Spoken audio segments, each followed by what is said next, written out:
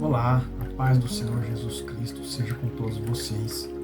Meu nome é André Silva, eu sou vosso irmão em Cristo e eu fiz esse vídeo para trazer à luz algumas escrituras e eu queria falar sobre o fundamento da nossa fé.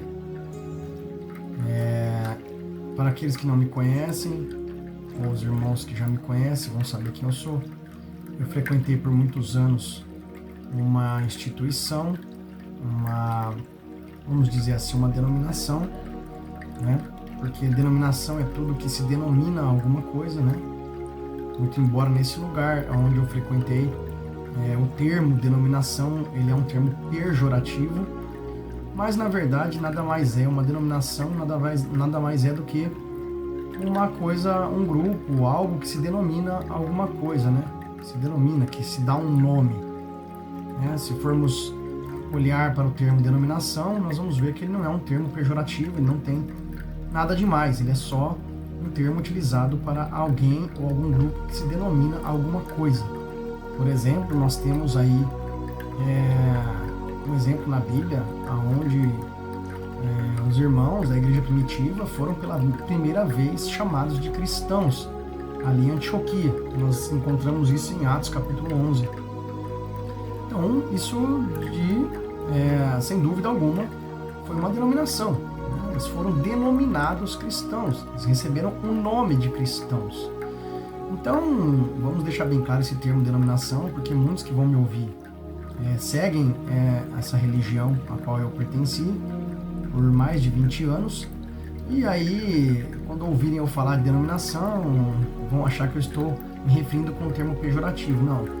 A minha intenção de falar denominação é porque é algum grupo que se denomina. E foi a esse grupo que eu pertenci. Esse grupo é o grupo da Mensagem, seguidores de William Branham.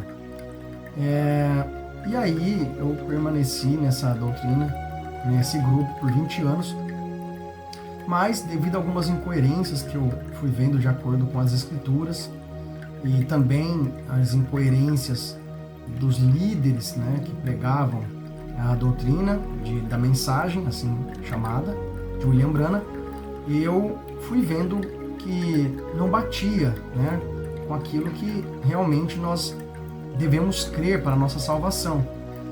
Muitas coisas eu não enxerguei de primeira, eu fiquei com dúvidas, mas eu tinha medo de pesquisar, porque uma das coisas aí difícil dentro deste grupo é que eles amedrontam demais os seus seguidores pesquisar outras fontes, então você não consegue ver obras de outros autores evangélicos, cristãos, né? Até mesmo os autores que nós conhecíamos ali dentro, que foram citados por William Branham, como John Wesley, Martin Lutero e outros, o que nós sabíamos a respeito deles é só aquilo que o próprio irmão Branham citava, né? E nós não tínhamos permissão, na verdade, cada um podia fazer o que quisesse, mas era corrigido, né?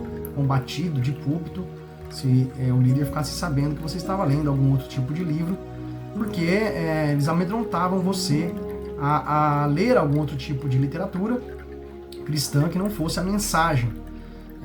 Inclusive, eu vou deixar um adendo aqui, né?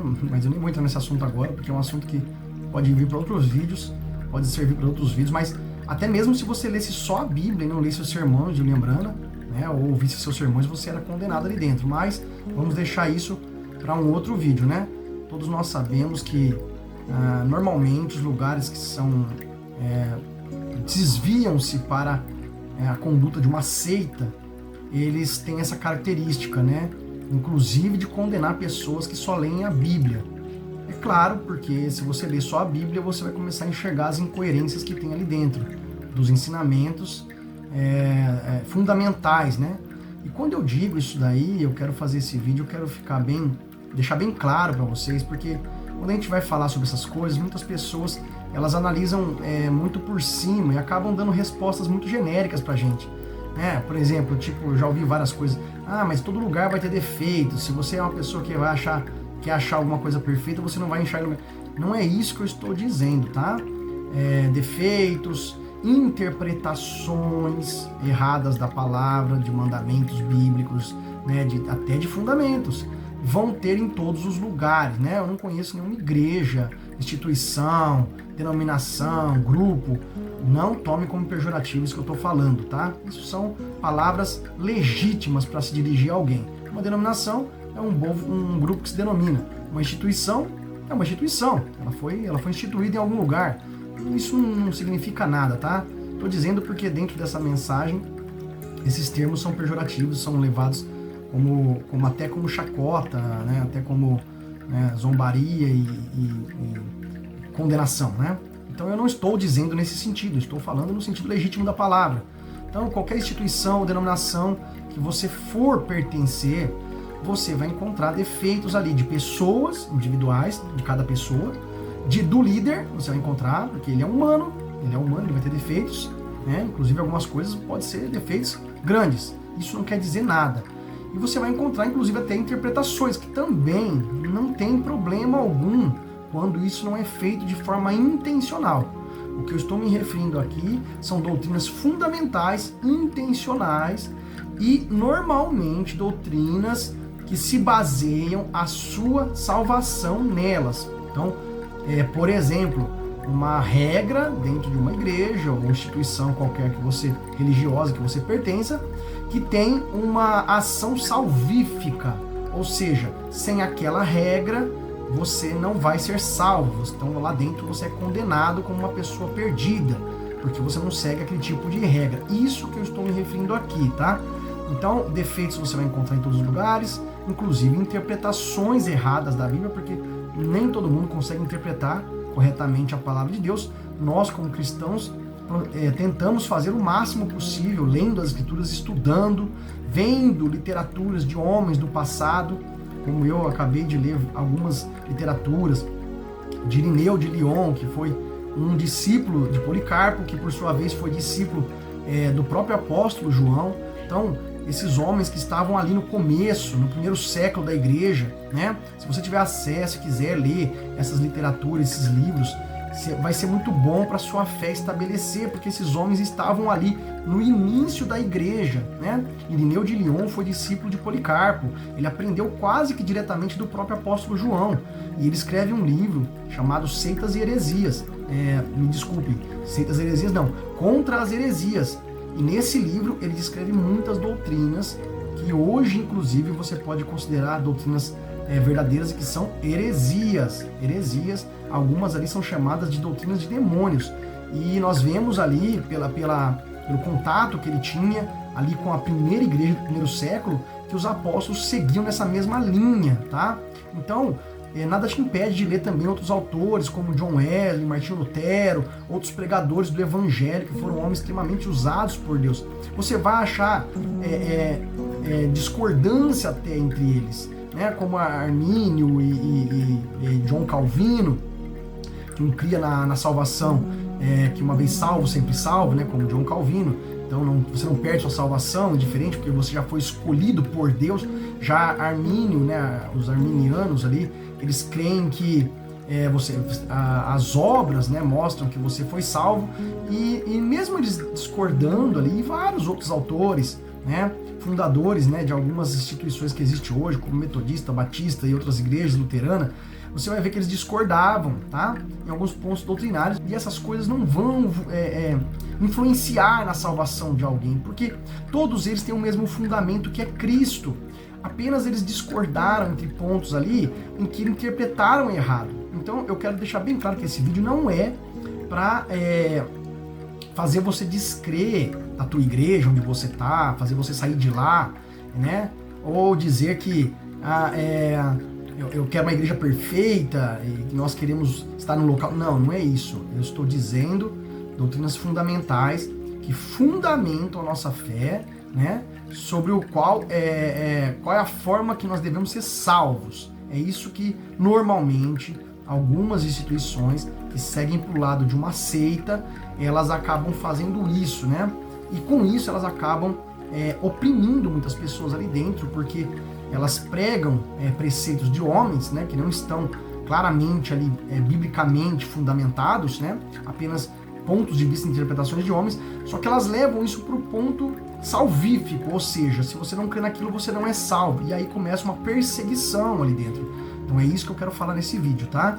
porque interpretações vai ter erradas, diferentes, né? Se você consegue ver um pouco mais claro a palavra de Deus, você é um bem-aventurado. Se o outro não consegue ver, isso não significa que ele é um perdido, né? O que eu estou falando aqui é que o lugar onde eu estava tem um fundamento, tá? Nesse fundamento, você só é salvo se você está alinhado com esse fundamento. Então, se você não está alinhado, e aí, quando você, mesmo que você tenha uma visão bíblica da pauta que está sendo falada ali, você começa a ser enxergado como alguém que é perdido, rebelde, desobediente, e aí você começa a ser perseguido. Então, normalmente, isso são características de uma seita, tá? Então, eu vou falar aqui sobre o fundamento, que é Cristo. E para isso, eu quero usar a escritura de, a primeira carta do apóstolo Paulo aos Coríntios, capítulo 3, aonde Paulo, ele exorta e corrige, né, confronta alguns irmãos que estavam tendo entre eles discordância, né, de quem eles eram, né? Então a gente vê ali que eles, alguns diziam que eram de Paulo, outros diziam que eram de Apolo, outros diziam que eram de Cefas, e eles estavam tendo contendas entre eles por causa disso. Então Paulo vai e exorta eles e lança novamente ali em rosto desses irmãos qual é o fundamento. E Paulo exorta, né, confirma que ninguém pode colocar outro fundamento a não ser Cristo. Então eu quero ler esse texto todinho porque ele vai ser a base desses poucos minutos que eu quero falar. Então aqui nós vamos ler 1 Coríntios capítulo 3, a partir do versículo 1. E eu, irmãos, não vos pude falar como a espirituais, mas como a carnais, como a meninos em Cristo. Com leite vos criei, não com carne, porque ainda não podíeis, nem tampouco ainda agora podeis. Porque ainda sois carnais, pois havendo entre vós invejas, contendas e dissensões, não sois porventura carnais, e não andais segundo os homens? Porque dizendo um, eu sou de Paulo, e outro, eu de Apolo, porventura não sois carnais? Pois quem é Paulo e quem é Apolo, senão ministros pelos quais crestes, e conforme o que o Senhor deu a cada um? Eu plantei, Apolo regou, mas Deus deu o crescimento. Por isso, nem o que planta é alguma coisa, nem o que rega, mas Deus que dá o crescimento. Ora, o que planta e o que rega são um, mas cada um receberá o seu galardão segundo o seu trabalho. Porque nós somos cooperadores de Deus, vós sois lavoura de Deus, edifício de Deus, segundo a graça de Deus que me foi dada, pois pus eu, como sábio arquiteto, o fundamento, e outro edifica sobre ele, mas veja cada um como edifica sobre ele. Porque ninguém pode pôr outro fundamento além do que já está posto, o qual é Jesus Cristo. E se alguém, sobre este fundamento, formar um edifício de ouro, prata, pedras preciosas, madeira, feno e palha, a obra de cada um se manifestará, na verdade, o dia declarará, porque pelo fogo será descoberta, e o fogo provará qual seja a obra de cada um. Se a obra que alguém edificou nessa parte permanecer, esse receberá galardão. Se a obra de alguém se queimar, sofrerá detrimento, mas o tal será salvo, todavia como pelo fogo.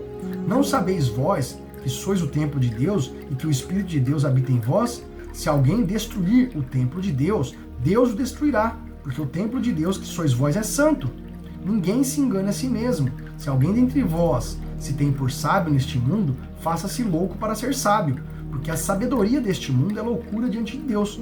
Pois está escrito, ele apanha os sábios na sua própria astúcia. E outra vez, o Senhor conhece os pensamentos dos sábios que são vãos. Portanto, ninguém se glorie nos homens, porque tudo é vosso. Seja Paulo, seja Apolo, seja Cefas, seja o mundo, seja a vida, seja a morte, seja o presente, seja o futuro, tudo é vosso, e vós de Cristo e Cristo de Deus. Então, irmãos, como nós podemos ler aqui, está bem claro como que Paulo descreve a atitude daqueles irmãos de se denominarem de um e de outro pregador e fazerem contendas a respeito disso. Então, o que nós podemos observar nesse texto? Primeiro, que cada irmão estava baseando a sua fé, o seu fundamento de salvação, não em Cristo, mas em um grupo como o de Paulo, o de Apolo e o de Cefas. Então você vai começar a enxergar o que eu estou dizendo aqui agora. Se você está dentro dessa mensagem ou dentro de qualquer outra seita, religião, que se denomina um único meio pelo qual Deus vai salvar as pessoas, tá? É o que esses irmãos estavam fazendo ali. Eles estavam se denominando, mas não se denominando no sentido de ganhar um nome, como eu disse no começo, mas baseando a sua salvação em um fundamento que não era Cristo, mas sim que era os pregadores que trouxeram o evangelho. E Paulo, muito categoricamente, confronta esses irmãos dizendo quem é Paulo. Então, quando Paulo está dizendo aqui assim para esses irmãos que eles colocaram outro fundamento que não era Cristo, Paulo está dizendo o quê? Eu preguei, eu coloquei o fundamento, Apolo regou, Cefas, né? O que planta e rega. Por isso, ó, eu plantei, Apolo regou, mas Deus deu o crescimento. O que Paulo está querendo dizer? Tira o fator humano daqui. Para de se fundamentar a sua salvação em homem. Porque quem prega, ele falou, quem rega, quem planta não é coisa alguma, mas Deus que dá o crescimento. Está escrito no texto. Então, o que ele estava falando para esses irmãos? Vocês não podem fundamentar a fé de vocês em qualquer outra coisa a não ser em Cristo. Quando você fundamenta a tua fé de salvação em qualquer outra coisa a não ser em Cristo, você está excluindo o Cristo da salvação e você caiu da graça. Nós vamos ver em outros textos bíblicos falando sobre isso, eu vou entrar já nisso. Mas olha que coisa, porque nós somos cooperadores de Deus, e vós sois a lavoura e edifício de Deus, segundo a graça de Deus que me foi dada, pus eu, como sábio arquiteto, o fundamento, e outro edifica sobre ele, mas veja como cada um como edifica sobre ele, porque ninguém pode pôr outro fundamento além do que já está posto, o qual é Cristo. Então, quando você fundamenta a tua fé de salvação em qualquer outra coisa, você está colocando outro fundamento, como esses irmãos estavam fazendo. Eles estavam fundamentando a fé de salvação deles nos homens, nos pregadores, Paulo, Pedro, Cefas, Apolo. O que Paulo disse? Vocês não podem colocar outro fundamento. Eu, como sábio arquiteto, coloquei o fundamento, que é Cristo. Agora, se outro vem e edifica sobre ele, estava falando sobre os outros pregadores, sobre Apolo, sobre Cefas, veja cada um como edifica. Porque não pode fundamentar de novo. Não pode colocar outro fundamento. Ou seja, estava alertando aqueles irmãos que não pode colocar outro fundamento que não seja Cristo. Ou seja, o meio pelo qual nós somos salvos é pela fé em Cristo Jesus e nada mais. Quando você fala que uma religião te salva, uma mensagem te salva, crer em tal homem, tal mulher te salva, você está colocando outro fundamento que não é Cristo. E é isso que Paulo está falando. Vocês são carnais, colocando outro fundamento. E ainda Paulo fala, quem é Paulo? Na mensagem a gente fala, nós aprendemos que o mensageiro da hora, né? Imagina Paulo crendo dessa forma, né? Ele poderia falar para os irmãos, olha irmãos, o mensageiro da hora sou eu, né? Então, Paulo aí, quem crê na doutrina de Apolo aí, de Cefas, está perdido, porque o mensageiro sou eu. Notem que ele falou do fundamento. Não pode colocar outro fundamento a não ser Cristo. Que Paulo estabeleceu esse fundamento. Ele está falando, eu como sábio arquiteto coloquei o fundamento. Mas ele não está dizendo que não crê na mensagem dele. Ele está dizendo que não crê nesse fundamento que é Cristo. Então veja cada um como edifica, porque cada um dará conta da sua obra. Então Paulo não está proibindo ninguém de edificar sobre o fundamento. Ele não está dizendo que os que criam na mensagem de Apolo, de Cefas, não, tem que crer na mensagem de Paulo. E o que crê na mensagem de Apolo, de Cefas, está perdido. Imagina Paulo com essa mentalidade. Ele ia fazer uma bagunça, uma separação. E não era isso o evangelho de Cristo. Contanto que você esteja fundamentado em Cristo, não é no homem que prega para você. Paulo ainda chega a falar assim, quem é Paulo? Quem é Apolo? Quem é Cefas? Se não, ministros. Olha o que ele fala. Pois quem é Paulo? Quem é Apolo? Se não ministros pelos quais crestes e conforme o que o Senhor deu a cada um? Paulo está deixando bem claro que ele não é coisa alguma, nem Apolo era coisa alguma, e nem a sua mensagem só que ia salvar. Mas eles são ministros pelos quais vocês conheceram e creram no Evangelho. E é isso que vos salva, crer no Evangelho. O que é o Evangelho? Boas novas de salvação em Cristo. Tá? Evangelho não é só boas novas. Tá cheio de evangelho aí que é boas novas. Mas boas novas em quê? Boas novas de salvação em quem? Boas novas de salvação na minha igreja, boas novas de salvação na mensagem do último dia, boas novas de salvação no profeta tal, boas novas de salvação na profetisa tal, boas novas de salvação no grupo tal. Evangelho não é isso. A Bíblia deixa bem claro, o Evangelho é boas novas de salvação em Cristo. Então as suas boas novas não pode ser baseada em homem algum ou em igreja alguma. Quando você faz isso, você se denominou uma seita. Você está se baseando, fundamentando a vossa fé de salvação em alguma outra coisa que não é Cristo. E aí é óbvio, né? Ninguém vai falar para você, aqui nós não cremos em Cristo, como... Não, eles vão falar que crê em Cristo, que é Jesus que salva. Mas, se você não crê nessa mensagem, nesse mensageiro, você está perdido. E aí, fundamentou a vossa fé em outro fundamento, que não é Cristo. A função do pregador do evangelho é levar as pessoas a crer em Cristo e não em homem algum. Note, irmãos, nós fomos enganados por muito tempo, mas nós temos que abrir nossos olhos e deixar de ser enganados. Meu Deus, eu fiquei por 20 anos na mensagem. Foi poucas as vezes ou quase nenhuma que eu vi uma ilustração sendo feita do nascimento de Jesus Cristo na manjedoura, falando sobre a vida daquele carpinteiro, daquele homem que era pobre, trabalhador, que foi enviado por Deus, o próprio Filho de Deus encarnado. Foi poucas as vezes que eu vi uma ilustração, um hino, uma inspiração de um hino, mas quantas vezes eu vi ilustrações feitas sobre o nascimento de William Branham, como ele nasceu, que dia que ele nasceu, na cabana. Vocês notaram que ele entrou no lugar de Cristo. Fala-se do nascimento dele, fala-se pouco do nascimento de Cristo. Fala-se do seu ministério, fala-se pouco do ministério de Cristo. Ai, mas William Branham prega o ministério de Cristo, mas vocês pregam o ministério de William Branham. Vocês deveriam pregar o ministério de Jesus Cristo, o evangelho dos apóstolos. Então, prega só o nascimento de William Branham, a vida de William Branham, o ministério de William Branham. E aí, no final da vida dele, ele vai além.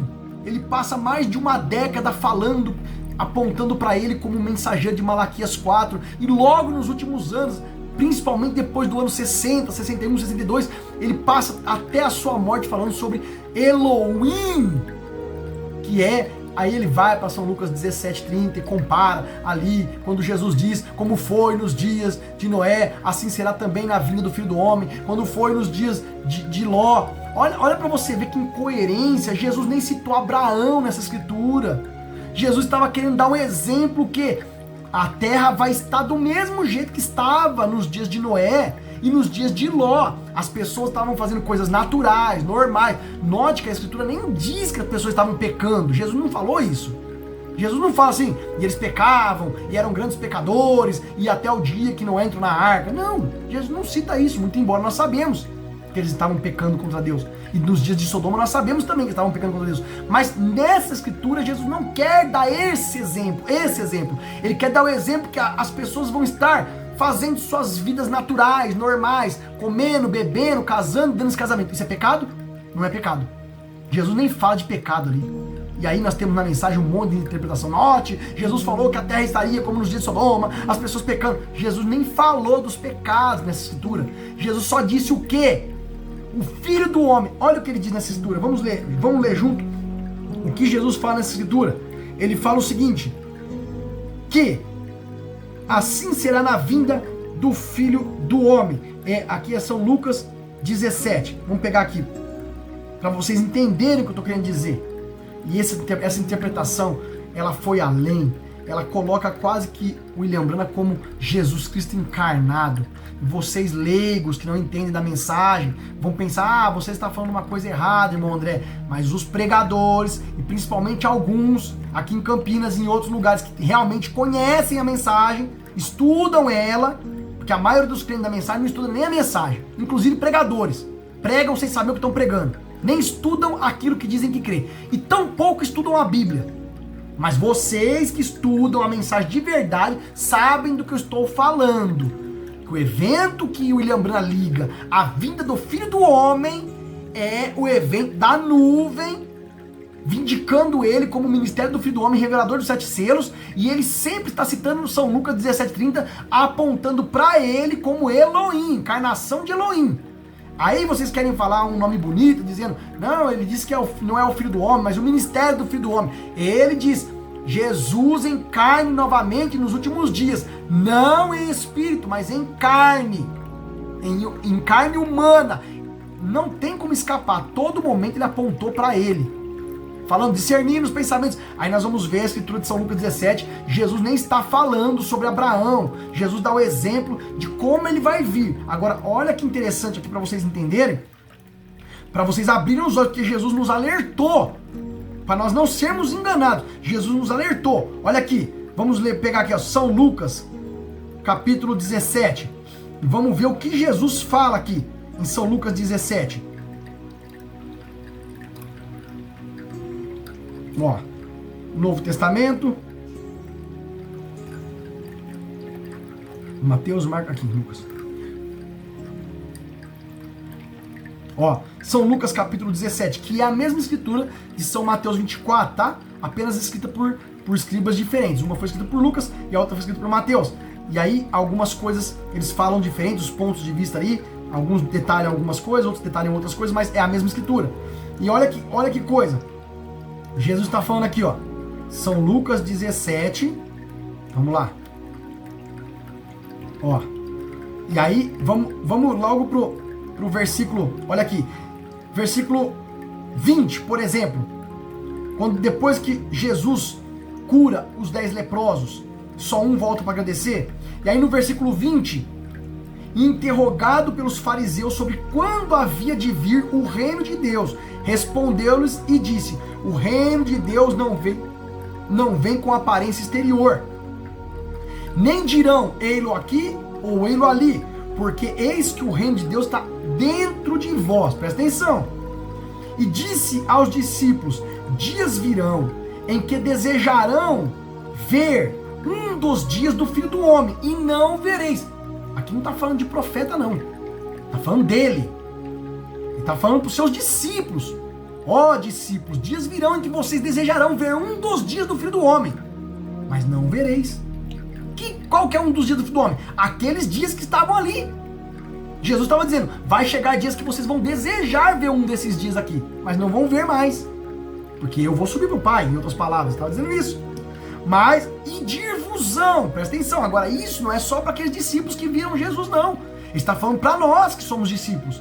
E dir-vos-ão, ei-lo aqui ou ei-lo ali. Não vais, e nem o sigais. Porque como o relâmpago que faiscando desde uma parte do céu resplandece até a outra parte do céu, assim será também o Filho do Homem no seu dia. Um dia. No seu dia. Aqui está falando o quê? Como um relâmpago. Dias virão em que vós desejareis ver um dos dias do Filho do Homem. Ou seja, ver Jesus Cristo. Quando ele falava do Filho do Homem, estava falando dele. Na mensagem tem essa interpretação. O Filho do Homem é um profeta. Não! Quando Jesus falou o Filho do Homem, todo momento ele estava se referindo a ele, a sua vinda. Quando ele fala, o Filho do Homem será entregue aos malfeitores e escarnecerão dele, zombarão e o matarão. Que Pedro fala, de maneira nenhuma, Senhor. E ele fala, afasta de mim, Satanás. Ele está falando o quê? O Filho do Homem, ele. E o Filho do Homem virá sobre as nuvens com poder e grande glória. Ele está falando dele. Então quando ele fala assim, ó, dias virão em que vocês desejarão, viu? Mas não vão ver. E aí alguns vão dizer para vocês, ó, está aqui. Ó, ele está ali. O que Jesus falou? Vai lá. Ó, o Filho do Homem desceu. Agora é o ministério dele na terra. Não. Ele falou, não vades, nem os sigais. Por que, Jesus, não posso seguir? Porque eu não posso acreditar que o Filho do Homem vai descer no ministério carnal aqui na terra, através de um homem, e estabelecer as coisas da sua igreja. Por quê? Por quê? Porque não vai ser assim que ele vai vir. Vai ser como um relâmpago que sai de uma extremidade e vai até a outra do céu. Assim também será o Filho do Homem no seu dia. Então me mostra aqui, meu irmão, aonde que o Filho do Homem desceu na nuvem? Aonde que o Filho do Homem desceu, encarnou num homem? Aonde que o ministério do Filho do Homem encarna num homem? Aonde você tem escritura para provar para mim que o Filho do Homem encarna em outro homem? E que ele desceu através do ministério do Filho do Homem em outro homem, inclusive um homem que nasceu como eu e você, em pecado. Não pode te salvar. Você só pode ser salvo em Jesus Cristo, aquele que nunca teve pecado, o Filho de Deus encarnado, Verbo. Ele é o Filho do Homem. Quando ele diz o Filho do Homem, está falando dele. Aí ele fala assim, como um relâmpago resplandece de uma parte até a outra do céu, assim será o Filho do Homem no seu dia. Agora, o versículo 25 fala, te responde, mas primeiro convém que ele padeça muito. Ele quem? O Filho do Homem, Jesus Cristo. Ele estava falando dele, não estava falando de um profeta que vai vir no futuro, não. E mesmo que vocês possam falar, mas ele não está falando que ele é o Filho do Homem, ele é o ministério do Filho do Homem. Mesmo assim, Jesus falou assim, se disserem ele ou aqui ou ele ali, não vá, porque ele não vai aparecer assim. Agora vamos parar aqui e observar. Por que Jesus deu esse exemplo do relâmpago? Ele quis dizer o seguinte para vocês, meus irmãos. Se alguém disser para você que o Filho do Homem está na terra, não acredite. Porque ele não vai vir aqui nessa terra. Não vai ser assim que ele vai vir. Não vai ser assim. Vai ser como um relâmpago que sai de uma extremidade e vai para outra. Agora vamos observar. Quais são as características de um relâmpago? Primeiro, ele é repentino. Você não está esperando, ele aparece no céu. Porque Jesus disse que a sua vinda seria onde? No céu. Não foi assim que ele falou? Quando o próprio sacerdote que vai condenar ele, eles levam ele para o sinédrio, e o sacerdote questiona ele e diz, você é o Filho de Deus? Ele fica quieto. Depois ele diz, você é o Filho de Deus? Ele fica quieto. E ele pergunta de novo, acho que ele pergunta 3 vezes, se eu não me engano. Ele falou, responde-nos. Ele diz, eu o sou. E vereis o Filho do Homem vindo sobre as nuvens do céu com poder e grande glória. E aí aqueles sacerdotes rasgam suas vestes e dizem, blasfêmia! Por quê? Onde ele vai vir, irmãos? No céu.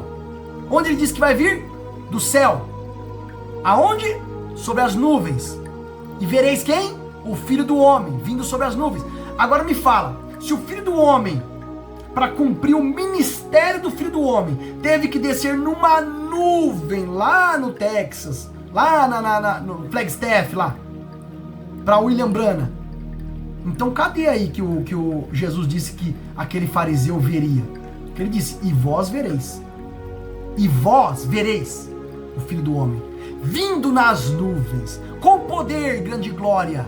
Não é uma descida simbólica através de uma nuvem, vindicando o ministério do Filho do Homem em algum outro homem. Não é isso. Ele estava falando da sua vinda física nas nuvens. No dia em que ele vai vir. Um dia. Não está falando de um momento que se divide em vários momentos. Não, um dia ele vai descer. E ele disse para aquele fariseu, e vós vereis. Olha que interessante. Eu posso até arriscar dizer aqui que quando Jesus desce nas nuvens para arrebatar o seu povo, os mortos já ressurgiram. Porque ele disse que aquele fariseu ia ver. E aquele fariseu está morto, enterrado. E aí? O que você me diz sobre isso? Você que crê que a vinda de Deus é um alarido, voz de arcanjo, trombeta, é um processo e não é uma vinda no céu. Você que crê que os mortos não vão estar ressuscitados ainda. E que Jesus não vai vir uma vez só. Ele vai vir uma vez, buscar a igreja, depois vai vir outra vez de novo. O que você me diz quando ele diz para aquele sacerdote, vós vereis o Filho do Homem vindo nas nuvens? Como que ele vai ver? Ele está morto. Então, quer dizer que então, quando o Filho do Homem vier, os mortos, ele já vem... então o julgamento vai ser no mesmo dia. Ele vai descer, vai julgar os mortos e os vivos? É isso? Então, ele está dizendo assim, e vós vereis o Filho do Homem vindo nas nuvens com poder e grande glória. Então ele estava falando dele. E aí ele fala assim, agora vamos ver a característica de um relâmpago. Ele é repentino, ele aparece de uma hora para outra. Segunda coisa, ele ilumina de uma extremidade a outra, ou seja, todos veem, não é essa coisa secreta que desce para um grupo de pessoas, todos veem o relâmpago de uma extremidade, por isso que Jesus faz questão de dizer, em outras traduções diz, como o relâmpago do Oriente ao Ocidente, todos veem, é repentino, é um clarão que todos podem ver, e é aonde, meus irmãos? No céu. Jesus quis dizer o quê? Se alguém vos disser que o Filho do Homem está na terra, não acredite, porque ele vai vir no céu. E todos vão ver, não vai precisar de ninguém falar para você, ele está aqui, porque você vai ver. Inclusive Jesus falou que até o sacerdote que o crucificou vai ver. É Bíblia? É Bíblia. Então, ele fala, mas primeiro convém que ele padeça e seja reprovado por esta geração, que é a mesma que ele fala, não passará esta geração, tá? Sem que todas essas coisas aconteçam. Que todas essas coisas? A destruição do templo de Jerusalém. E como aconteceu nos dias de Noé, assim também será nos dias do Filho do Homem. Presta atenção. Aí tem um detalhe que eles falam aqui. Ah, mas tá vendo? Tá falando nos dias. Mas lá na sua vinda ele não fala nos dias, ele fala o dia. O Filho do Homem no seu dia. Aqui quando fala nos dias do Filho do Homem, é nos dias que aquele povo, como aconteceu nos dias de Noé. Os dias em que o povo estava na terra fazendo tudo que estava fazendo, casando, bebendo, até o dia no singular, em que veio o dilúvio e todos foram mortos. Então o dia que vai vir o Filho do Homem nas nuvens é um dia. Agora quando ele fala nos dias, está se referindo nos dias daquela geração, nos dias daqueles homens. Quando eles comiam, bebiam, casavam e davam-se em casamento. Até o dia, no singular, em que Noé entrou na arca e veio o dilúvio e consumiu a todos. Então, os dias que aqueles povos faziam toda aquela coisa foram dias, plural. Casavam, comiam, bebiam, mas o dia em que veio o dilúvio e consumiu a todos foi um dia. Desceu o dilúvio e dali por diante foi só juízo. O que Jesus está querendo dizer? Nos dias em que vai vir o Filho do Homem nas nuvens, esse povo vai estar fazendo a mesma coisa. Agora me fala onde que ele apontou o pecado do povo, que ele nem falou de pecado. Muito embora nós sabemos que eles vão estar pecaminosos, igual a geração de Noé. Mas isso não foi apontado. E na mensagem tem essa interpretação. Aonde ele fala que também vai ter que ter um profeta aqui, ele não fala sobre isso. Ele está dizendo o quê? O povo vai estar fazendo a sua vida normal, comendo, bebendo, até o dia em que o Filho do Homem descerá nas nuvens. Vai pegar todo mundo de surpresa, como o dilúvio pegou todo mundo de surpresa. Entendeu o que Jesus está falando aqui? Ele não cita profeta, ele não cita nem os pecados do povo. Ele só fala que o povo vai estar fazendo suas vidas normais, vai estar vivendo suas vidas normais até o dia que o Filho do Homem vai vir. Isso é mais uma confirmação de que Jesus está falando que a sua vinda é repentina. É segredo, é repentino, é de uma hora para outra. Por isso Paulo fala: eis vos digo um segredo, na verdade nem todos dormiremos, mas todos seremos transformados num momento, num abrir e fechar de olhos. E seremos arrebatados a encontrar o Senhor aonde? Nos ares, porque ele diz que vai vir nos ares e vai ser um dia, vai ser um piscar de olhos. Não é esse processo que é pregado na mensagem, não. É num abrir e fechar de olhos que o Filho do Homem desce nas nuvens. Nós que seremos transformados, os mortos em Cristo ressuscitarão primeiro. Agora me fala, Jesus disse que até aquele sacerdote vai ver ele chegando nas nuvens. Isso me mostra que a vinda de Cristo é repentina. É repentina. Ele desce nas nuvens, os mortos ressuscitam. Uns para a vergonha eterna, outros para a morte eterna. E ele diz, neste dia, vai ser como foi nos dias de Noé. Eles estavam fazendo as coisas normais do seu dia a dia. Mas até o dia que veio o dilúvio e os matou a todos, consumiu a todos. Assim será no dia. Aí fala assim, ó. Comiam, bebiam, casavam, davam casamento, até o dia em que Noé entrou na arca e veio o dilúvio e os consumiu a todos. Como também da mesma maneira aconteceu nos dias de Ló. Comiam, bebiam, compravam, vendiam, plantavam, edificavam. Nenhuma dessas coisas são pecado. Jesus está apenas dando exemplo que eles estavam fazendo as suas coisas normais do dia a dia, até o dia que Ló saiu de Sodoma. Agora, Jesus não cita nem Abraão aqui, gente. Ele nem fala de profeta e de Elohim manifestado em carne. Muito embora ele podia falar, mas ele não quis falar, porque não era esse o objetivo de Jesus aqui.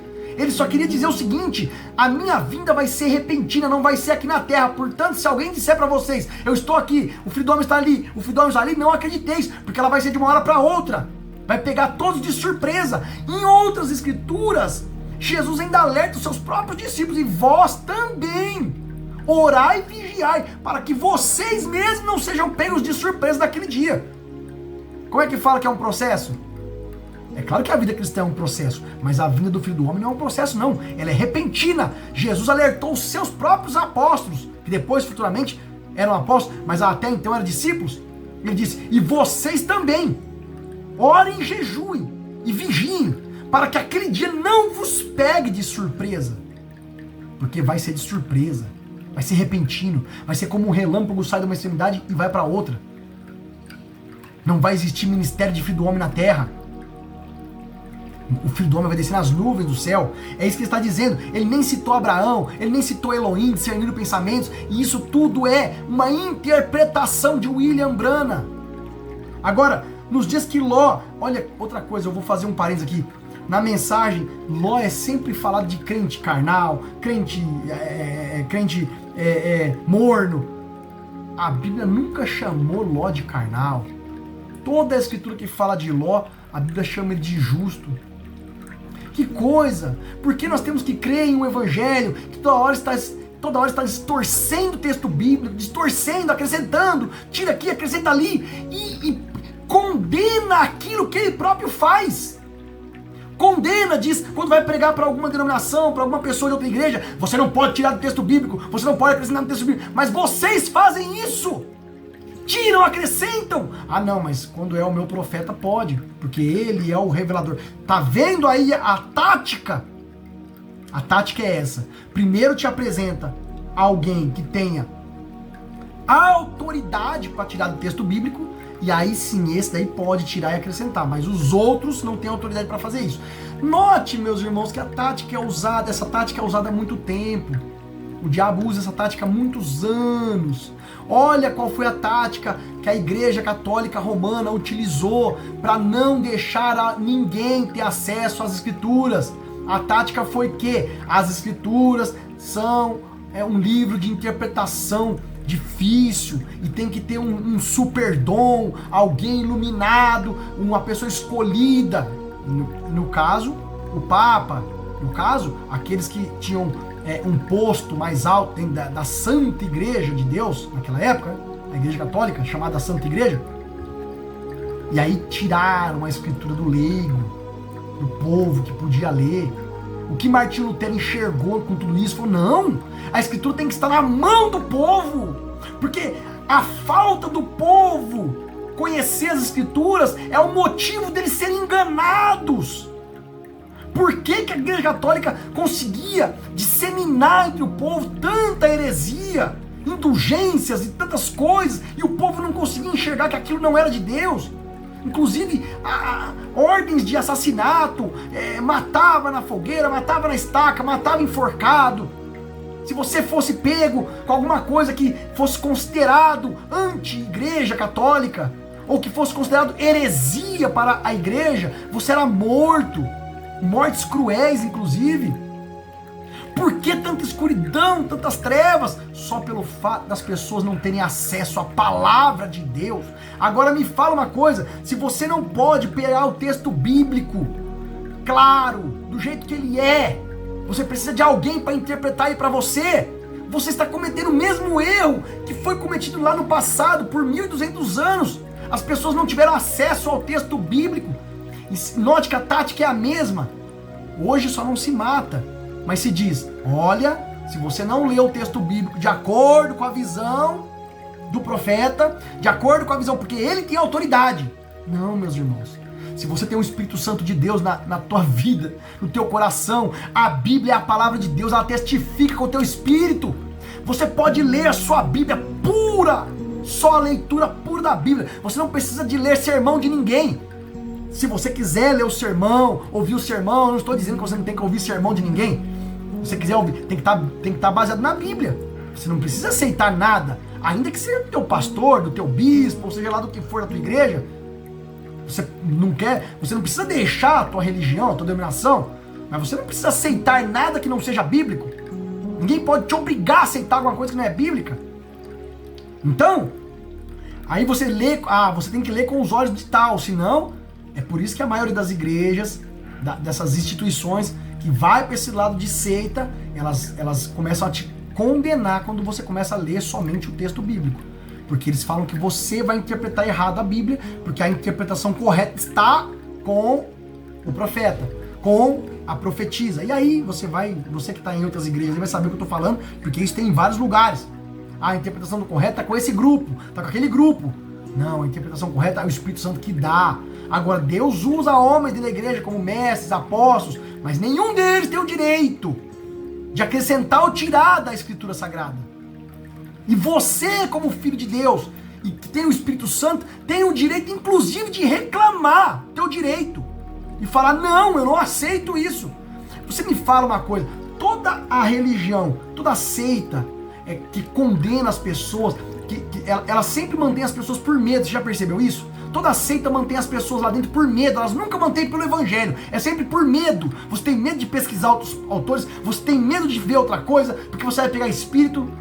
É sempre coagindo, é de maneira coercitiva, nunca é de maneira livre. O evangelho, Paulo falou, tudo é vosso, ninguém vos... Olha aqui, a Bíblia fala em outros textos, ninguém usando de pretextos, vos domine e vos faça presa sua. O evangelho não é para um líder querer pegar um grupo de pessoas e fazer presa daquelas pessoas. E com contexto, com pretexto de salvação, com pretexto de humildade. Paulo está falando isso. Ninguém vos faça presa sua, porque vocês são livres no evangelho.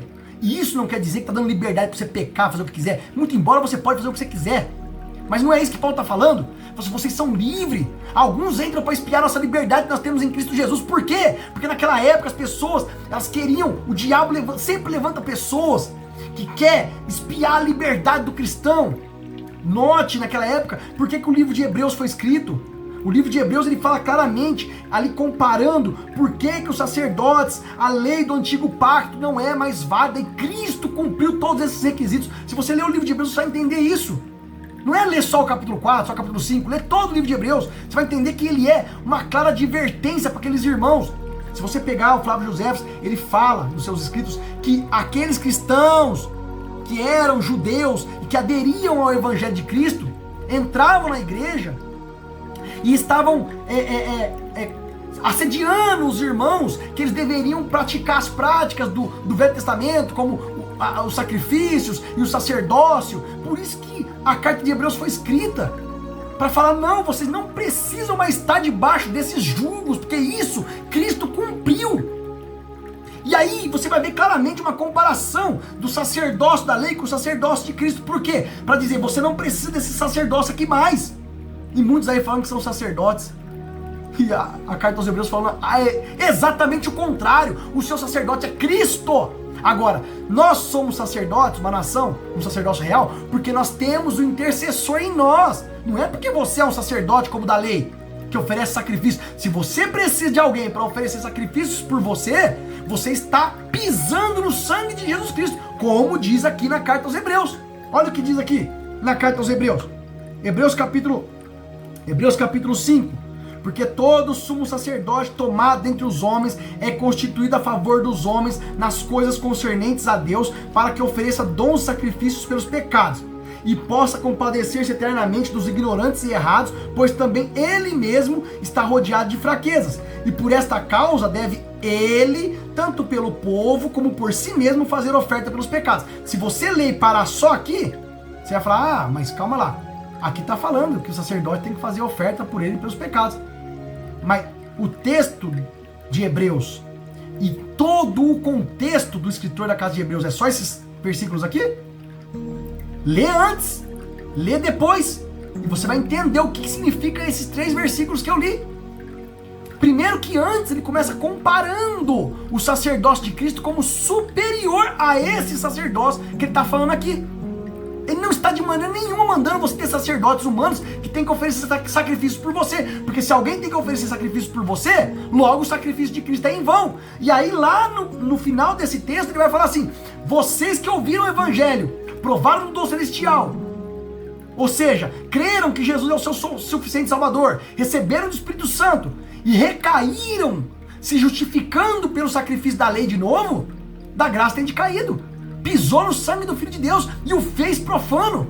Por quê? É a mesma coisa que dizer, o sangue de Jesus não serve para mim, eu preciso oferecer um holocausto. É isso que está querendo dizer aqui. Não está de maneira nenhuma mandando você ter um sacerdote da lei aqui, não. Lê antes, lê depois, só entender. É uma comparação do sacerdócio humano, que é aquele primeiro testamento, que é a lei, que é a Bíblia chama de o primeiro pacto. E o segundo, que é Cristo, e está dizendo, esse segundo é superior a esse, portanto vocês não precisam mais desse, você só precisa desse, que uma vez só entrou no santuário, ofereceu o sacrifício, uma vez por todas, justificando todos aqueles que crêem nele. Então quando você lê aqui, porque todo sumo sacerdote, tirado dentre os homens, é constituído a favor dos homens, e possa compadecer-se do terno, ele está falando daqui da lei, mas continua lendo. E ninguém toma para si essa honra, senão que é chamado por Deus como Arão. Ah, tá vendo, irmão André? Mas aqui tá falando, ninguém toma para si essa honra, senão aquele que é chamado... Ele tá falando do sacerdote da lei. Note que eu te disse, ele tá fazendo uma comparação, tá? Aqui ele tá dando a comparação da lei. Agora ele vem e fala de Cristo. Assim também Cristo, ele não estava comparando Cristo com o sacerdote da lei?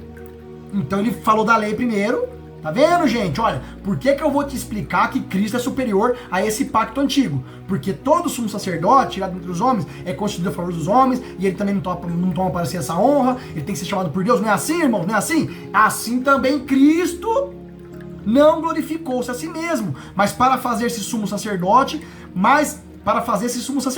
mas aquele que lhe disse, tu és meu filho, eu hoje te gerei, como também diz no outro lugar, tu és sacerdote eternamente, segundo a ordem de Melquisedeque. Agora, o que ele quis dizer aqui? Ele quis dizer o seguinte, eu vou provar para vocês que o sacerdócio de Cristo é superior ao sacerdócio do antigo pacto.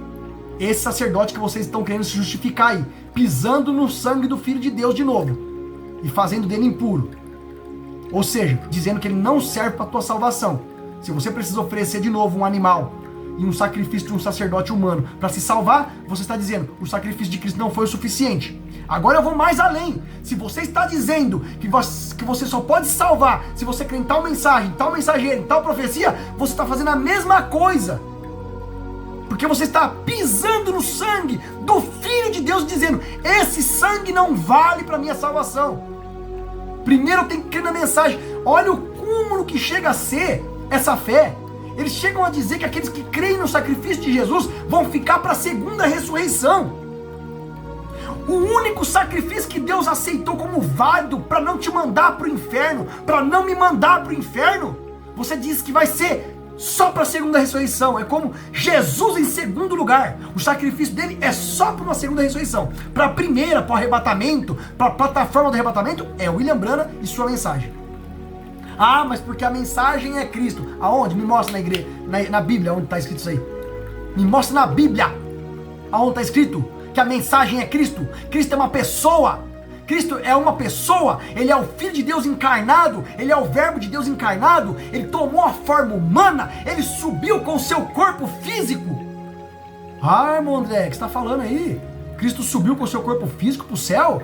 É isso mesmo. Porém glorificado. Note que quando ele aparece para os seus discípulos e eles não acreditam, eles falam, o quê? É um fantasma. O que ele diz para eles? Eu não sou um fantasma. Ele fala, é um espírito. O que Jesus fala para eles? Eu não sou um espírito. Pode, porventura, um espírito ter carne e osso como eu tenho? Opa! Então quer dizer que Jesus estava no corpo glorificado, que poderia atravessar uma parede, porque ele aparece no meio da sala, né? Que pode se trasladar para outro lado, como ele faz com os discípulos de Emaús. E mesmo assim, ele mesmo disse que era um corpo de carne, como eu tenho. Sim, e ele come com aquele corpo. Ou seja, ele subiu com o corpo que ele escolheu habitar, encarnar. Quando a Bíblia fala que o Filho, o Verbo se fez carne, não quer dizer que ele fez um corpo como se fosse uma casca, entrou dentro, habitou, depois ele subiu na forma de espírito e esse corpo para de existir. Não! Ele tomou a forma humana. Isso é que a Bíblia diz. E ele está nessa forma humana até hoje. E a Bíblia fala que ele está à direita do Pai, intercedendo por nós. Me fala, como que alguém intercede para ele mesmo, por outras pessoas? Ó, eu intercedo para mim mesmo, pelos filhos. Não, ele intercede por nós. Quem intercede está no meio de um e de outro.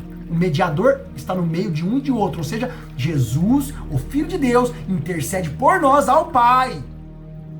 E ele está no seu corpo. Ele não está em forma de espírito, de nuvem, nada disso. Ele pode se manifestar desse jeito, mas ele está no seu corpo, o mesmo corpo que ele assumiu. Ele não entrou naquele corpo, ele assumiu aquela forma humana. Ele assumiu. O texto, o termo usado para a manifestação do Filho, do Verbo em carne, no grego, é assunção, assumir. Ele assumiu a forma humana. Ele não apenas criou lá uma casca, entrou dentro e depois saiu. Ele assumiu a forma humana. Por isso que Paulo diz, não há nenhum outro mediador entre Deus e os homens. Há um só mediador entre Deus e os homens, Jesus Cristo, homem. Oh, mas Paulo, Jesus Cristo não voltou na sua forma de coluna de fogo como ele era no começo? Não. Jesus Cristo, homem. Ele é homem. Ele assumiu a forma de homem. E ele é homem. E no entanto é Deus. Mas a forma dele que ele assumiu foi de homem. Ele é Deus, homem. É isso que vocês falham em entender. Jesus não entrou numa casca e depois saiu. Deus não entrou numa casca e depois saiu. Ele é o Filho de Deus. Portanto, ele é o próprio Deus, porque aí é outro assunto também que nós temos que detalhar. Isso é bíblico, não estou falando nada da minha cabeça. A mensagem ensina tudo errado sobre a divindade de Cristo. Ele é Deus, não dessa forma que vocês creem. Porque a própria Bíblia mostra como ele é Deus. Ele é Deus. A palavra, o verbo encarnado, mas não desse jeito que vocês creem aí. Tá? Como se Deus fosse um personagem. Então ele estava mentindo para os seus discípulos, falando eu e o Pai, e orando ao Pai, estava fazendo um teatro? Orando para outra pessoa que não existe? Não, nada disso aconteceu. Jesus nunca mentiu, em sua boca não houve engano. Ele não enganou seus discípulos. Quando ele disse o Pai é maior que eu, me fala aí então, aonde está uma pessoa só aí? O Pai é maior que eu. Ah, porque ele estava na sua forma de humano, então o Pai na forma de Pai é maior. Não. Aí ele estava enganando seus discípulos, ele não estava enganando. Ele não estava enganando seus discípulos, da sua boca não houve engano.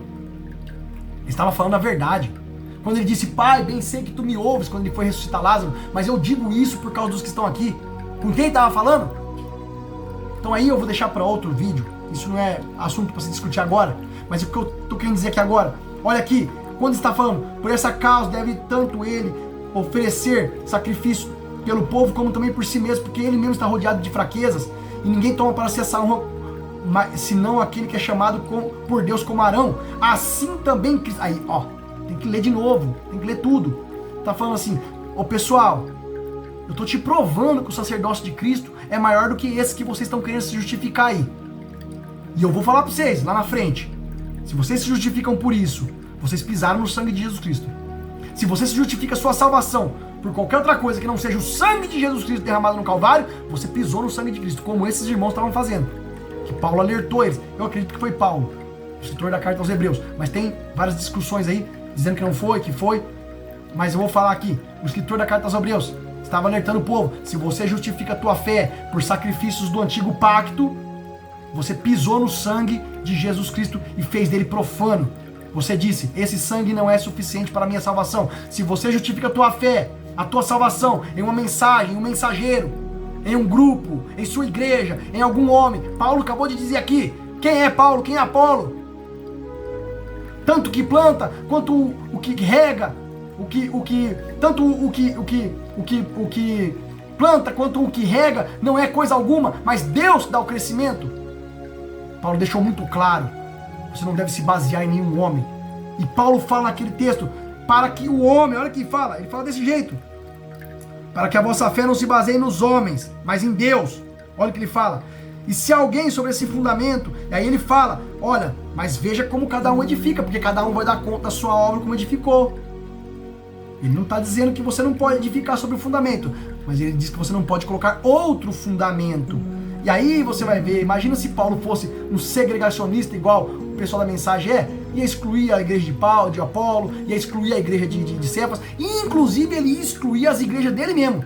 Porque se você for ver, a igreja de Corinto estava num trabalho que outras igrejas não davam. Tinha costumes mundanos, outras igrejas talvez não tinham. E aí por causa disso, Paulo chamou a igreja de Corinto de denominação, que Deus saiu fora dela porque ela está toda mundana, e agora Deus não trabalha mais com ela, como a mensagem crê. Olha para você ver como que é incoerente isso aí com a Bíblia. Não, Paulo continuou pregando para eles, inclusive chamando eles de filho de Deus. Vós fostes lavados, fostes remidos. Vocês estão aí carnal fazendo essas coisas, mas vocês foram lavados e remidos, e eu tô aqui te alertando. Mas aí, a igreja está mundana, as irmãs estão mundanas, os hinos estão mundanos, separa, faz outra segregação, e vai, taca a pedra, condena todo mundo, só nós somos salvos porque nós temos a mensagem, porque nós não somos baseados na salvação no sangue de Cristo, mas na mensagem. Olha pra você ver, irmão, aí canta sobre o profeta, Deus me perdoe, eu já fiz isso. Se não fosse essa mensagem, onde eu estaria? Meu irmão, se não fosse o sacrifício de Jesus, onde nós estaríamos? Se Jesus não descesse, não morresse por mim, por você, nós estaríamos todos condenados. Deus não ia aceitar nada além do sangue de uma pessoa que nunca pecou. E só o único que fez isso, Jesus Cristo homem. Deus não ia aceitar nada mais para livrar nós do pecado, do inferno. Nenhuma mensagem, nenhum mensageiro, nada. Apenas uma coisa que Deus aceitava: alguém que cumprisse toda a lei de Deus e desse a sua vida para representar de outros. E Jesus fez isso, o único.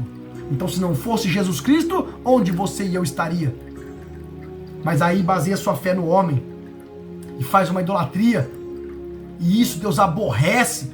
Você vai ver quando Deus falava com Israel, olha no Velho Testamento e no Novo Testamento também, Deus sempre aborreceu as práticas mundanas, a prostituição, tudo, mas se você vai ver que o castigo mesmo de Deus e a ira se acendia quando o povo cometia idolatria. Olha lá, você vai ver quando Balaão é chamado para amaldiçoar o povo de Deus, e Balaque vai lá e paga, e Balaque quer dar glórias para Balaão e fala: amaldiçoa eles daqui, e fica mostrando o povo de um lado, do outro lado, e fala: olha aqui, olha desse lado aqui, porventura daqui Deus vai olhar eles, talvez para a parte mais inferior, ali onde eles estavam pecando, cometendo algum adultério, alguma coisa assim, e daqui vai parecer, olha o que Balaque fala, daqui vai parecer bem aos olhos de Deus amaldiçoar eles, porque eles estão fazendo coisa errada.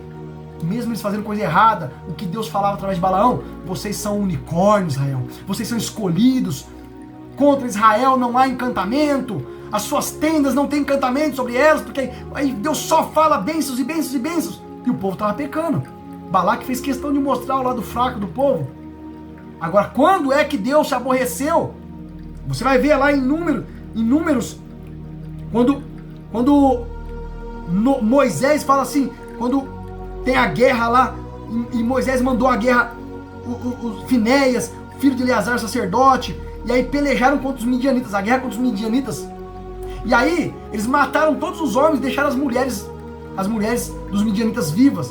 Olha o que a Bíblia fala: e queimaram a fogo suas cidades, suas habitações, todos os seus acampamentos, tomaram despojo, mataram também, além dos que já haviam sido mortos, os reis dos midianitas, a Evi e a Requém, a Zur e a Ur e a Reba, 5 reis dos midianitas, também a Balaão, filho de Beor. Por que mataram Balaão? Porque ele fez uma coisa que Deus abominou. Mataram a espada. Porém, os filhos de Israel levaram presas as mulheres dos midianitas, e as suas crianças também levaram todos, e os seus animais, o seu gado e todos os seus bens, e queimaram a fogo todas as suas cidades, com todas as suas habitações, todos os seus equipamentos, e tomaram todos os despojos, toda a presa de homens e animais, e trouxeram a Moisés e a Eleazar, o sacerdote, e a congregação dos filhos de Israel, os cativos, e a presa, os despojos para o arraial, nas campinas de Moabe, que estão junto ao Jordão, na altura de Jericó. Porém Moisés e Eleazar, sacerdote, todos os príncipes da congregação, saíram a recebê-los fora do arraial. E indignou-se Moisés grandemente contra os oficiais do exército, capitães dos milhares e capitães das centenas, que vinham do serviço da guerra. E Moisés lhes disse: deixaste viver todas as mulheres? Agora presta atenção, porque Moisés se irou e se indignou, porque aquelas mulheres estavam vivas. Eis que estas foram as que, por conselho de Balaão, deram ocasião aos filhos de Israel de transgredir contra o Senhor, no caso de Peor. Por isso houve aquela praga entre a congregação do Senhor. Tá vendo? Balaão não conseguiu amaldiçoar o povo. E qual foi a forma que teve a praga que Deus derramou sobre o povo? Quando Balaque apontava os pecados, muito embora Deus não passa a mão sobre a cabeça de pecados, ele não apoia o adultério, tudo isso aí é sujo diante de Deus. Deus não quer que nós façamos isso, mas isso ainda era coisa que Deus sabe que nós estamos no corpo de carne, então ele te exorta, ele te corrige, e você vai lá e corrige e pede perdão, e o sangue de Jesus está aí para te limpar. Naquela época eles tinham um tipo, não tinha o sangue do cordeiro ainda, mas eles já tinham um sacrifício que tipificavam aquilo, então Deus levava aquilo em consideração, o sacrifício que era oferecido, e Deus não amaldiçoou eles por causa dos pecados que Balaque estava mostrando para Balaão ali, para fazer que parecesse mal aos olhos do Senhor. Mas quando Balaão vai e faz isso que Moisés está falando aqui, porque Moisés se irou porque as mulheres ficaram vivas, Moisés fala, você deixaram aquelas mulheres que pelo conselho de Balaão fizeram os filhos de Deus tropeçar, e caiu aquela praga entre o povo. E aí você vai lá para Apocalipse e você vai ver o que acontece em Apocalipse. Olha aqui, ó, capítulo 2, versículo 14. Vamos ver aqui o que Deus fala que aconteceu. Olha para você ver. Quando Deus fala, mais umas poucas de coisas tenho contra ti, porque tens lá os que seguem a doutrina de Balaão, o qual ensinava Balaque a lançar tropeços diante dos filhos de Israel, para que comessem do sacrifício da idolatria e fornicassem. Aí a ira de Deus caiu, e aquela praga que Moisés fala que caiu sobre os homens. Aí ele fala, indignou-se Moisés grandemente contra os oficiais do exército, capitão dos milhares, capitães de centenas, que vinham do serviço da guerra. E Moisés disse, deixaste viver todas as mulheres? Eis que estas foram as que por conselho de Balaão, aí nós vemos o pecado de Balaão, não foi amaldiçoar por causa do pecado, não foi por causa dos pecados que Israel cometia entre eles, foi essas que por conselho de Balaão deram ocasião, olha o pecado, não foi nem as mulheres que Deus derramou praga sobre Israel, muito embora Deus não queria que eles fornicassem com aquelas mulheres, mas não foi nem isso que a ira de Deus se exaltou demais. Deram ocasião aos filhos de Israel transgredir contra o Senhor no caso de Peor, e houve aquela praga entre a congregação do Senhor, se eu não me engano, morreu 7.000 homens num dia só, eu não estou lembrado, mas acho que é isso. Agora, por que houve a praga? Aqui Jesus fala em Apocalipse, ele mesmo falando. Ele fala, mas algumas de poucas tenho contra ti, porque tens lá os que seguem a doutrina de Balaão, o qual ensinava Balaque a lançar tropeço diante dos filhos de Israel, através das mulheres, para que comessem dos sacrifícios da idolatria. Então, você vai ver que Deus, sempre, a idolatria para ele foi algo muito pior do que os pecados que nós cometemos no dia a dia, no nosso cotidiano, e coisas que nós estamos sujeitos a cair.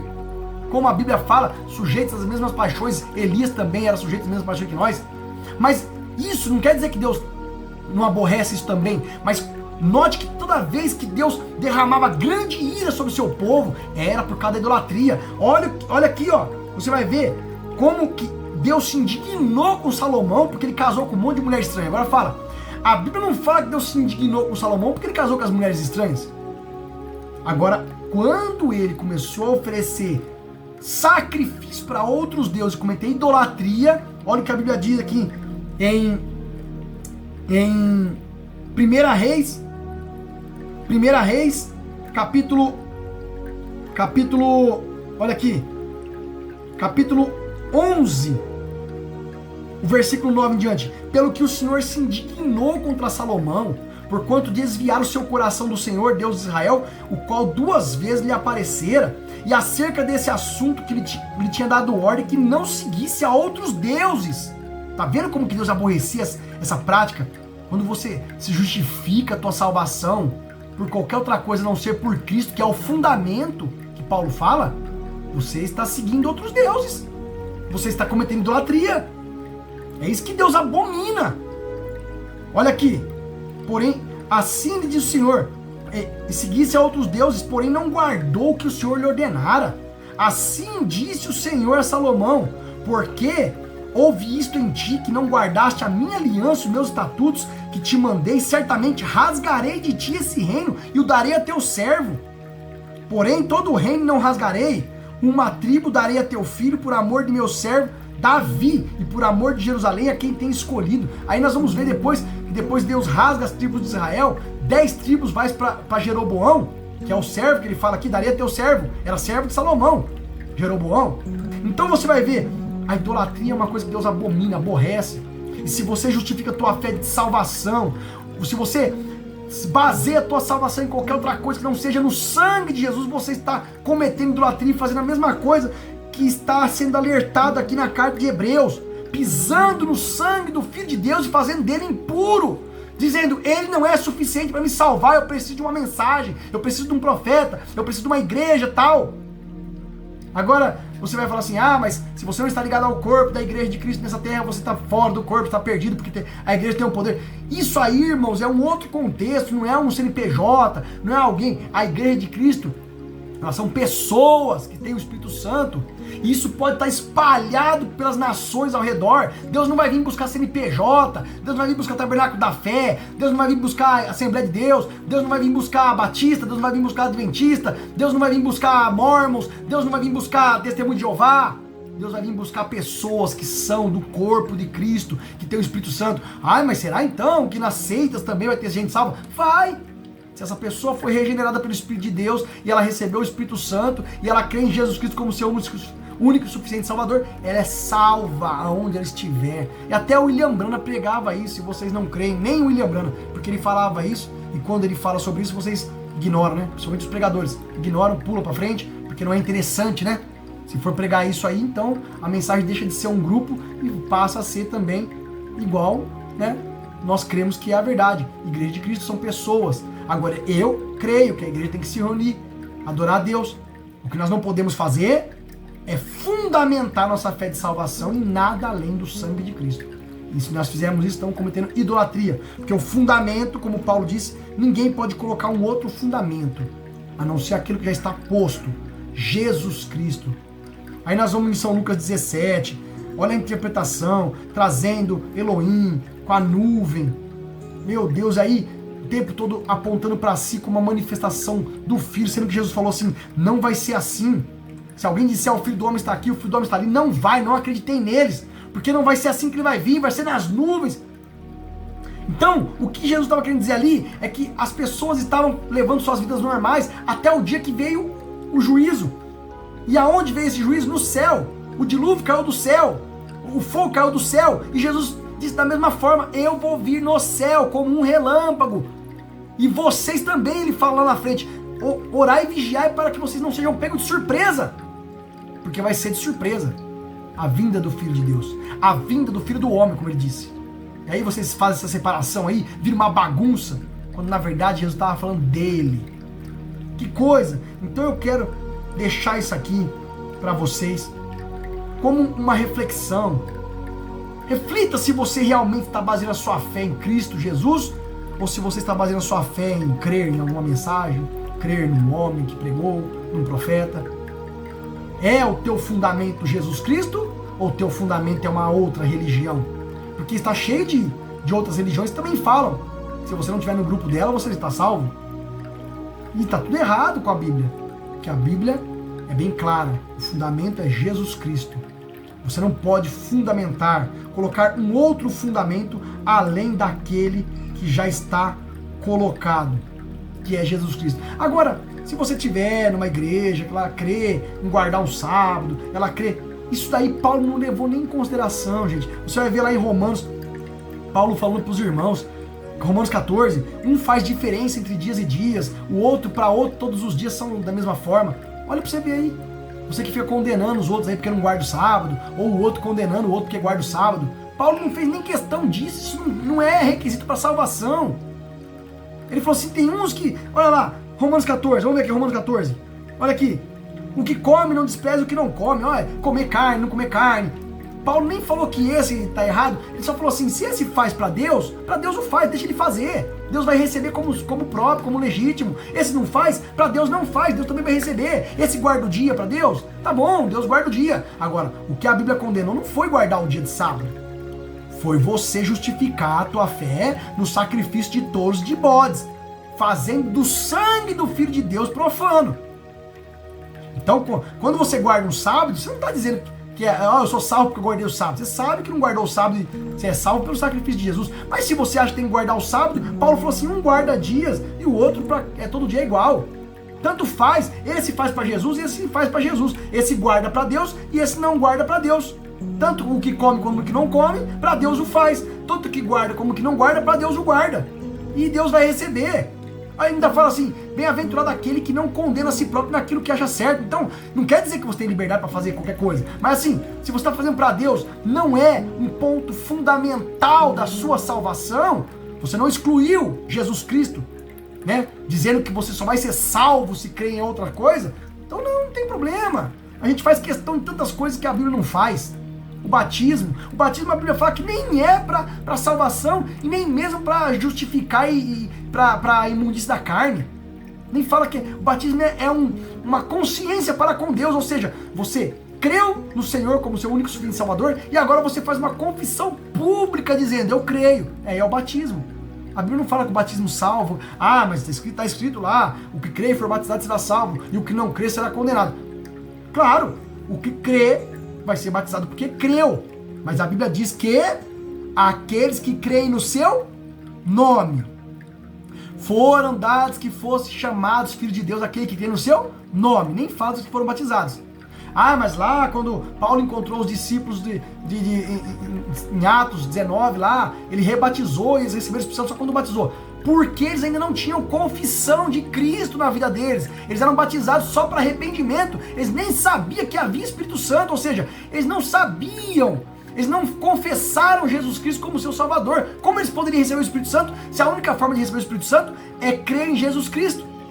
Então o batismo foi um sinal de que eles creram naquilo que Paulo falou, porque a Bíblia fala que Paulo não só batizou, Paulo explicou para eles que João batizou para arrependimento, mostrando aquele que viria após ele. Quer dizer, aqueles discípulos de João não sabiam quem era aquele que viria após ele. Como eles poderiam receber o Espírito Santo se eles nem tinham conhecimento de que Jesus Cristo era a porta para isso? Então depois que Paulo pregou, ensinou, olha, aquele que disse João que viria após ele, que ele batizou vocês como um símbolo para fazer vocês crer naquele lá, é esse que eu estou pregando. Então se você crê nele e for batizado em seu nome, você recebe o Espírito Santo. Portanto, não foi o batismo que salvou eles. Não foi o batismo que deu o Espírito Santo para eles. O batismo, a Bíblia é bem clara. Não para despojamento da imundície da carne. Ele não serve nem para limpar os pecados da carne, quanto mais para salvar. Ele é um símbolo, ele é um sinal, ele é uma confissão pública de você creu no sangue de Jesus Cristo, Filho de Deus, que derramou por você e que agora você crê que você recebe salvação por ele. Então o Espírito Santo vem sobre você. E o batismo faz essa confissão pública. A minha consciência está para com Deus agora de que eu confessei para todos que eu creio em Jesus Cristo, seu Filho. E aí você recebe o Espírito Santo. Então o batismo não é uma fórmula como se apertar um botão. Batizou assim, recebe. Não batizou assim, não recebe. Não! O batismo é uma boa consciência para com Deus. Você recebe o Espírito Santo e a salvação se você crê em Jesus Cristo como seu único e suficiente Salvador. E é óbvio que se você vai crer, você vai praticar as obras que Ele mandou você praticar. Então, a gente pega muito em coisas que a Bíblia não pegou e faz fundamentos em coisas que a Bíblia não fundamentou. O fundamento é Cristo. A pedra de esquina que foi rejeitada pelos edificadores é a pedra fundamental, que é Cristo.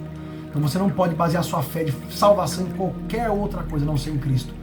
Só Cristo é o fundamento da sua fé. Deus vos abençoe.